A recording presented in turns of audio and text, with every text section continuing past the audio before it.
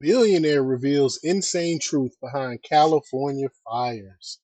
Um, so the billionaire, I wish I had his name. I'm gonna need to find out. Maybe I'll later find out this billionaire's name. But I believe he's somewhere he's in the tech sector.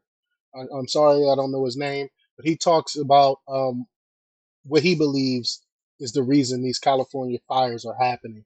So we're gonna play the clip. But before we get started, go ahead and hit that like button. Share this out so we can get this information out there. Subscribe if you're not already a subscriber. Hit that alarm bell so you know when I'm putting out new stuff. Also, check out my link tree in the description. It has a link to my Patreon. That's where I talk about things that I can't talk about here. There's also a link to my Instagram and my X account, so follow me there as well. All right, so let's get into this news. I'm just going to get right into the clip. Here we go.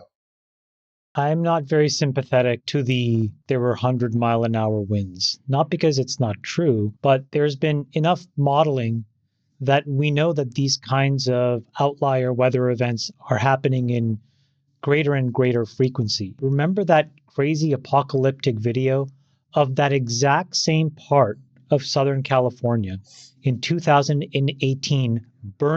Excuse me, y'all, if I'm squirming like uh Gavin Newsom. I don't know if y'all seen that video where Gavin Newsom was going like this, but I'm doing that too because I'm having back issues, so I apologize. But let's get back to this clip. Here we go. Burning to the ground, because that was 6 years ago. This is not like it was a distant memory from 100 years ago. We knew in 2018 that these types of the Sepulveda pass.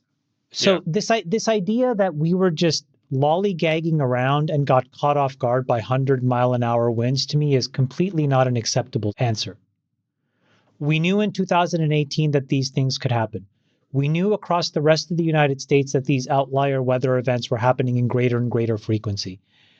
If you weren't sure, you saw most of the insurance companies try to dump Southern California homes fire coverage 3 months before this event happened.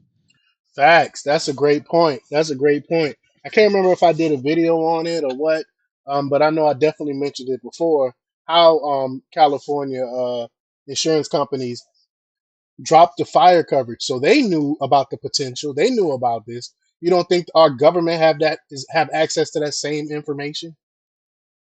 And then they went and took away $17 million. Karen Bass took away $17 million from the fire department. Allocated it to homeless and illegal immigrants.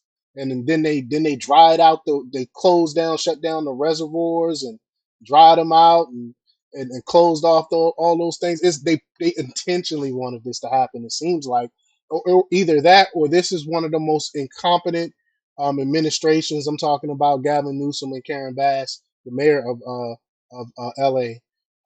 One of the most incompetent administrations ever. So all this data was in the realm of the knowable. And then when you double click and you get into a little bit more of the details, there's a level of incompetence bordering on criminal negligence here that we need to get to the bottom of. So I'll just give you a couple of facts.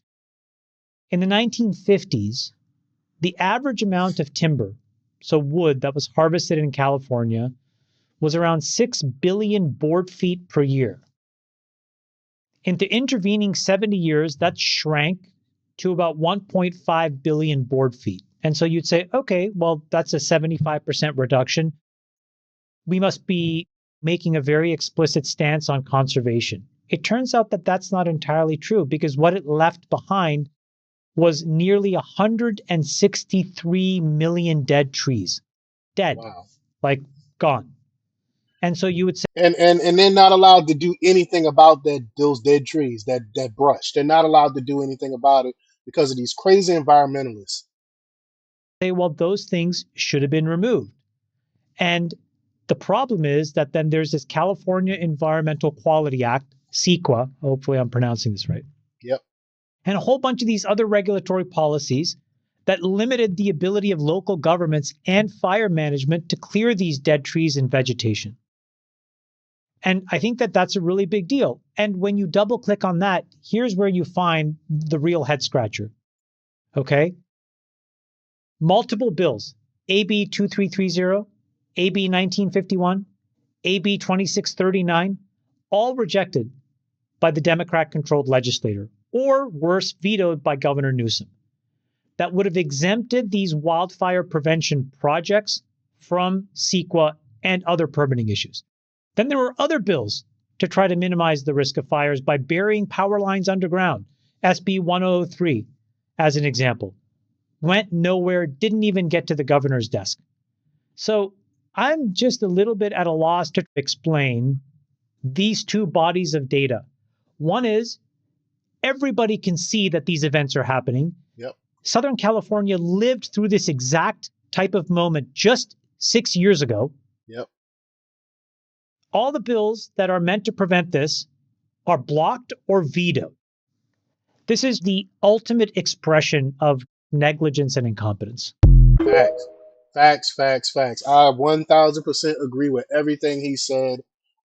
It's incompetence. It's incompetence. They're too busy trying to appease their far leftist people than they do to appease the whole population and save lives. It's crazy. But y'all let me know what y'all think about this. Leave your comments down below. Like, share, and subscribe, and check out jjthepsychotherapist.com for the latest in news. Until next time, peace.